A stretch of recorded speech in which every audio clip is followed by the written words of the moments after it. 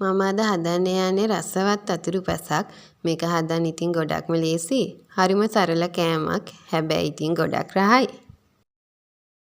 මේකට ඕන වෙන්නේ බටර් විස්කෝතු. ඒ ටික බ්ලෙන්ඩ් කරලා මේ විදියට ගන්න ඕන. දැන් මේ බිස්කට් කුඩු ටිකට ගාගත් පොල් ටිකක් එකතු කරගන්න ඕන.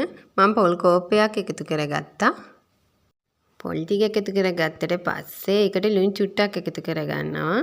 ලුණු වැඩි එකතු කරගන්න එපා. දැන් ඒකට සීනි පැණි තමයි එකතු කරගන්නේ. සීනි පැණි හදන්න ඉතින් කවුරුත් දන්නවනේ. සීනි ටිකට වතුර එකතු කරගෙන ලිපේ තියලා උණු කරගන්න ඕනේ. ඒකට එන්සාල් කරාබනේටික් කුරුඳුපොතු එකතු කරලා මම රස කරගත්තා.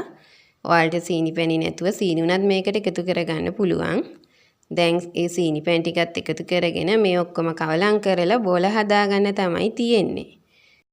මේ විදිහට හදලා ගත්තම ඉතින් රසයි. මේ විදිහට හදලා කාලා බලපු අයත් ඇති ඉතින්. මම නම් මේවා කන්න ආස සීනි නැති ප්ලේන් ටිකක් එක්ක.